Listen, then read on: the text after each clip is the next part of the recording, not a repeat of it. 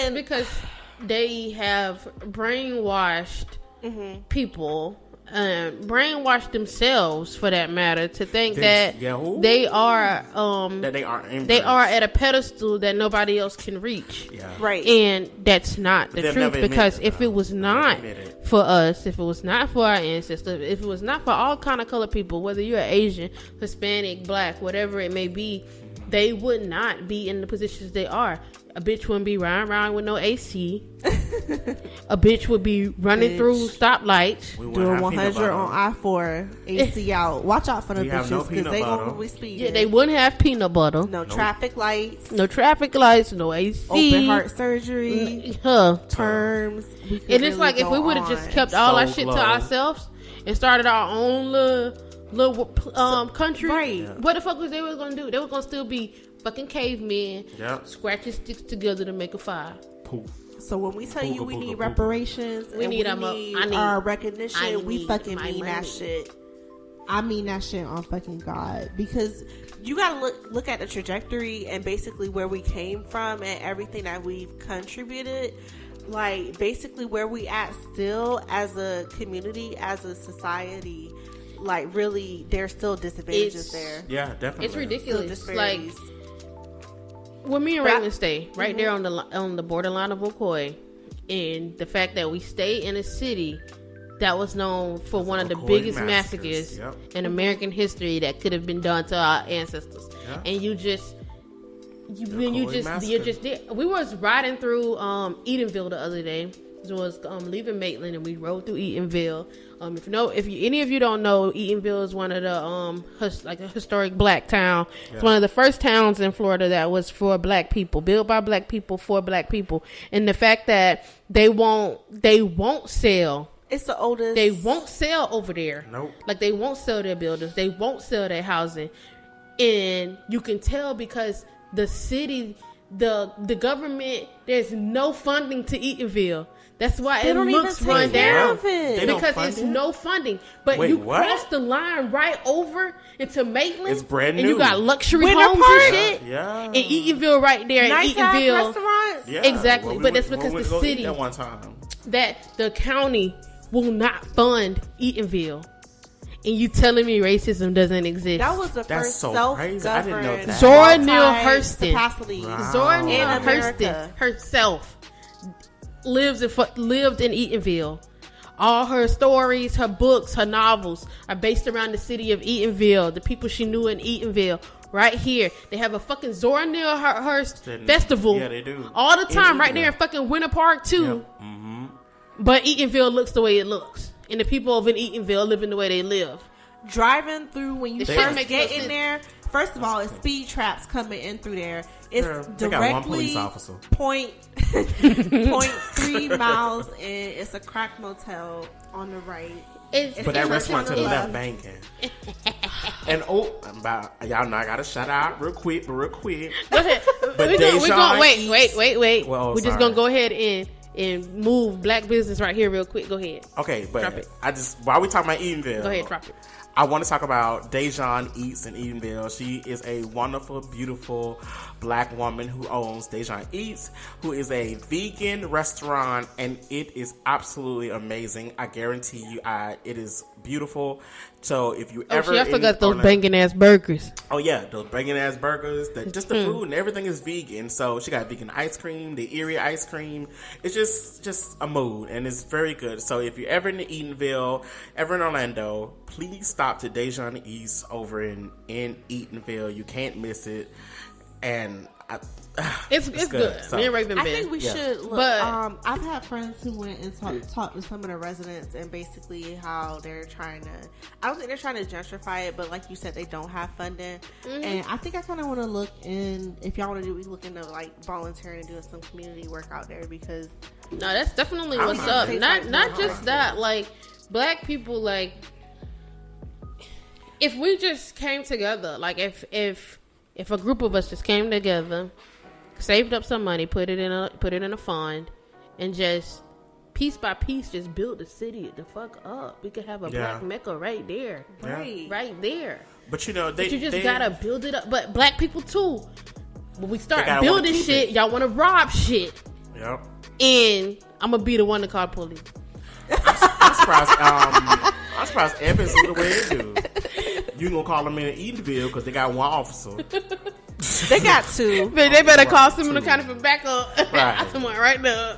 But no, like, they're doing the same thing to South Apopka, though. Like, because if you realize, me and my cousin, shout out to Caprita, we went to, when she was here, I think, time before last, we went to this meeting that they had.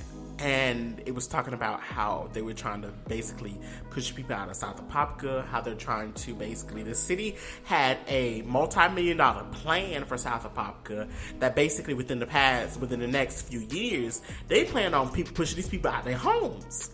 And they're doing the same thing to my old neighborhood back in Plymouth near Zellwood. Mm-hmm. Because if you go near there, because my mom is buried over there, literally, I went to go visit my aunt one day, and I almost passed the entrance because they tore down all the trees, put a gas station on the corner, and I didn't even recognize it. So, like, once you're going towards Zellwood, like, it's literally, like, right there in the corner. And I literally almost passed it because I was like, wait a minute, this is my neighborhood, and it's torn down, like, gone. They started building that highway, into the neighborhood. So they made all those people in the back of Plymouth actually move out of their homes. Mm-hmm. They pushed them out, moved them out of their homes, kicked them out of their homes, cut off the backyard just so they can build the entire ramp to run the highway back to that. So I don't think people understand how the people of Plymouth and the people of South Apopka, that the city has plans for you that you don't even know about. So I encourage you to go to these city hall meetings, contact the people that are running the city, like, ask questions because it's public information, number one. And they will lowball you. Your house, your property may be worth so much more than what they offer you, but because they know your situation, they'll offer you way less than what your and most black people, they're gonna take it because those are low poverty areas. Exactly. They're gonna come over there and ask you to sell your house. It's happening in DC too because my grandmother still stays in DC, and the gentrification there is apparent. I mean, you got white people coming in, building up these shops, these coffee shops and shit, yoga studios, black historic areas where black people have had their businesses for years, and just like basically moving them to the outskirts. Mm-hmm. They don't want no more go-go music, no more Chocolate City, like basically just coming in and taking over everything. And they always do that. If we want to talk about white people colonizing everything, they've been doing it since fucking Christopher Columbus. Like, bitch, probably even before that. To them, they don't do it.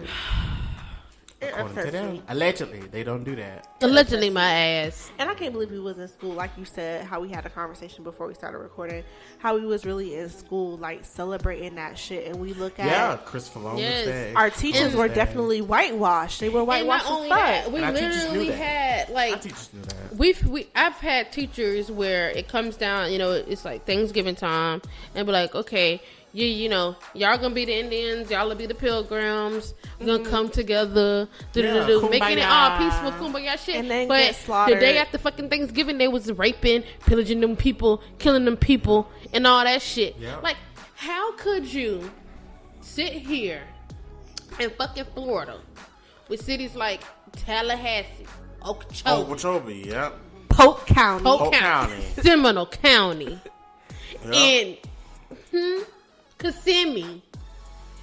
All Indian names. Because Florida was fucking full of Indians.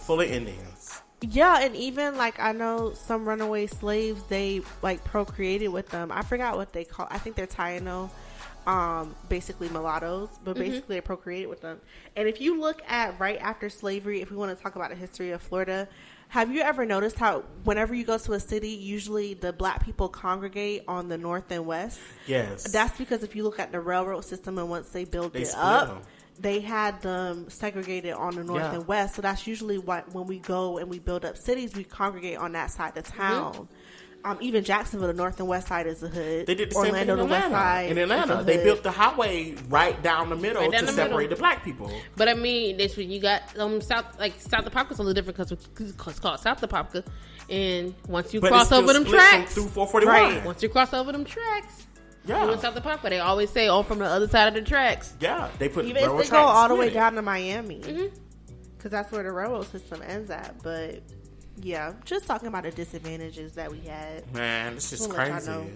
It's crazy, and it all ties back together. But like I said, it's still up to us to fight back. It's up to us to educate ourselves, to want to educate ourselves, and to be knowledgeable about things that are currently going on, you know? And because even with this, even when talking about finances, even politically, a lot of people just don't care get enough. It's not even sometimes that they don't care, they just don't get it. They don't get it.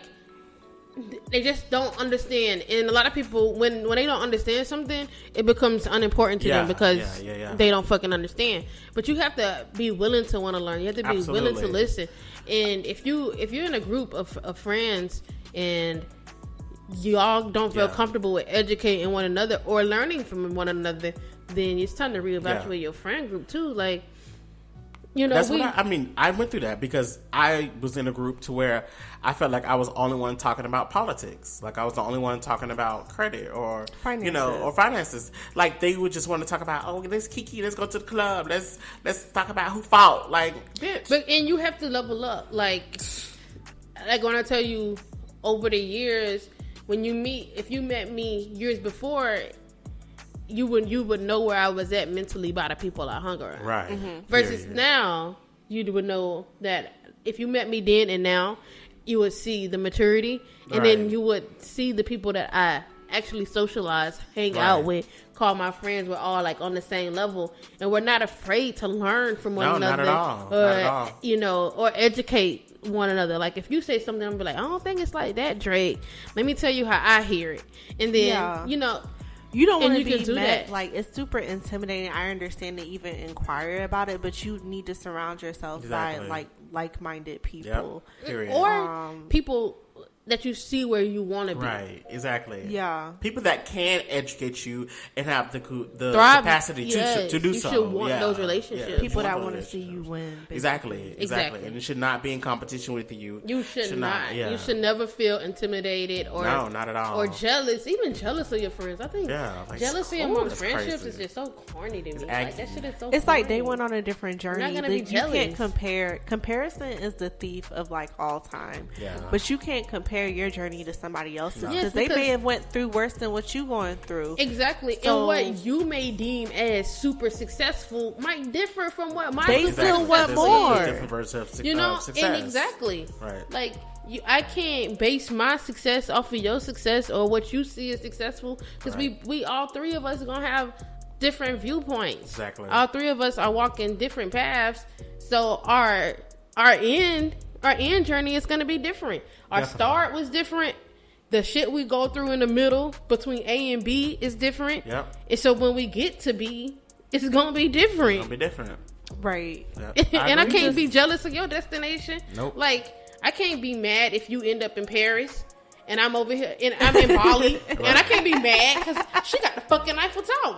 Right. And it's like, bitch, be grateful for this beautiful water behind you. Exactly. Right. Like, I can't get mad because of where you end up and where I end up. And that's not what friends do to you. No, period, you have to be. That's not what friends do. Like, and even with that, like, you share your success. So she might be like, hey, come here. Come look at that with me for a minute. And I'll be like, okay, I'm going to do that. And then next week, you come over here and get in this water with me. Right. Like, some people is afraid to put your name in a hat because they think that you would excel further than them. But if I have an opportunity, right, if I have an opportunity for you that I know you would benefit from, I'm going to put your name in a hat. I'm going to put you in. That's just what friends can't even front. Like, when they started that whole business group thing for Orlando, like, and people ask for photographers, like, it's you know, you now. See, not that shit. Oh, not Orlando Promo. No, it's a different one. Oh, okay, Orlando Promo, I know Orlando Promo. It's Orlando business page. Oh, okay, but, never mind. Like, you know who fuck with you and who don't, and like your friends, when they see opportunity come up, I'm like, shit, this is the opportunity for him to make some money, right? And me, this is something he would benefit from, like, you know, like boom, and y'all do, you know, and it's like you have to do that with your friends. If you don't have friends that do that, or if I'm at a party with millionaires and they like, we looking to, invest in something like a clothing company, if I don't bring up